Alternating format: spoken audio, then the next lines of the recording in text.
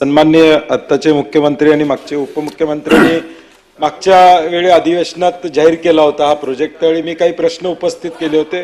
आता कदाचित मंत्री महोदय त्याची उत्तरं तुमच्याकडून मिळणे मला अपेक्षित नाही, परंतु निदान हाऊसमध्ये याची चर्चा व्हायला पाहिजे। कारण की आता जो प्रोजेक्ट आपण L&T ला दिलेला आहे, LOI 2023 ला दिलेला आहे, तो पूर्ण होणार म्हणून आपण शेवटचं वाक्य आहे की लवकरात लवकर कार्यान्वित होईल। मला वाटत नाही किती दिवसात कार्यान्वित होईल, त्याची तारीख अजून स्पेसिफाय झालेली नाही। परंतु त्यात माझी एक विनंती अशी आहे की त्यामध्ये आपण जे प्रोजेक्टचं टेंडर काढलं, L&T ला जे मिळालं, त्यामध्ये कॉल व्हॉल्यूम्स जे आहेत ते जे त्यांनी आकडेवारी जी दिलेली आहे ती 1523-24 ची आकडेवारी होती, 24-25 ची 1800, 25-26 ची 2200 ही कॉल्स दररोज येतील अशी अपेक्षा धरली होती। परंतु आज इथं जी आकडेवारी आपल्याकडून आलेली आहे त्याचा व्हॉल्यूम बघितला तर हे कॉल सेंटर कमी पडेल अशी माझी स्वतःची धारणा आहे। त्यामध्ये योग्य ते शासनानं करणं अभिप्रेत आहे। आणि ज्याचा उल्लेख मंत्री महोदयांनी त्या ठिकाणी केला की देशातला पारदर्शक प्रोजेक्ट व्हावा अशी सगळे राज्य माहिती मागायला लागलेत, चांगली गोष्ट आहे।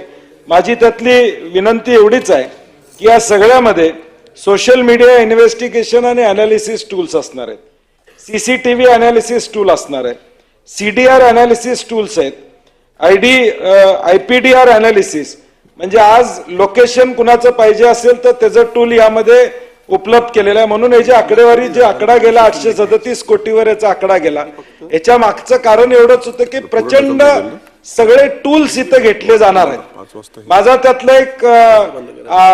त्यातला माझा दुसरा भाग असा, या टूल्सचा वापर स्नूपिंगसाठी येऊ नये याचे प्रिकॉशन्स घेतले गेले पाहिजेत आत्तापासून। कारण की आज आम्ही अधिकारी बदलत जातो, अधिकारी आज आमचे आहेत ते उद्या 3 वर्षांनी तिथं नसतात। हे एक मोठं शस्त्र या राज्यामध्ये आम्ही तयार करायला लागलोय सायबर क्राईमच्या नावाखाली। चांगलं आहे, त्याचं स्वागत आहे, त्याबद्दल दुमत नाही आहे। परंतु जे टूल्स आम्ही यामधून घेणार आहोत त्याचा दुरुपयोग उद्याच्या भविष्यकाळात होणार नाही याची जबाबदारी देखील या माध्यमातून घेणं अभिप्रेत या ठिकाणी असणार आहे। आता तुमची जाहिरात ऑलरेडी आलेली आहे, MH सायबरवर जाहिरात, डाटा अनालिसिस किंवा सर्चच्या अनालिसिस, सायबर अनालिसिसची जाहिरात तुमची आली आहे। 5 तारखेपर्यंत शेवटची मुदत होती, तिथेही पगार चांगले दिले तरच लोक इथं येणार आहेत। कारण की समाप्तमध्ये या सगळ्या विषयामध्ये प्रायव्हेट सेक्टरमध्ये 5-5, 6-6 लाख रुपये महिन्याला पगार असणारे लोक काम या ठिकाणी करतात। आपण ते दिले तरच हे सगळं आपण करू शकणार आहे। आणि म्हणून माझा मूळ मुद्दा आहे, सायबर क्राईमसाठी आपण वापर कराच, परंतु त्याची एक आचारसंहिता दादा, नाही तर हे शस्त्र ज्याच्या हातात जाईल तो या राज्याचा मालक होईल, राज्यातल्या सगळ्या डाटाचा मालक होईल। उद्या कुणाला काही करायचं असलं तर याचा वापर गैरवापर होण्याची शक्यता नाकारता येत नाही। त्यामुळे त्याची नियमावली ही आत्तापासूनच करावी की ज्याच्या करून आज आम्ही CDR कुणाचं मागायचं झालं तर किंवा आज टेलिफोन टॅपिंग करायचं झालं तर गृह सचिवांची परवानगी आपण घेतो। आणि म्हणून या सगळ्या विषयाची आज मला उत्तर तुमच्याकडून अपेक्षित नाही, परंतु किमान याची दखल घेऊन याचा विचार शासनानं करावा अशी माझी अपेक्षा आहे।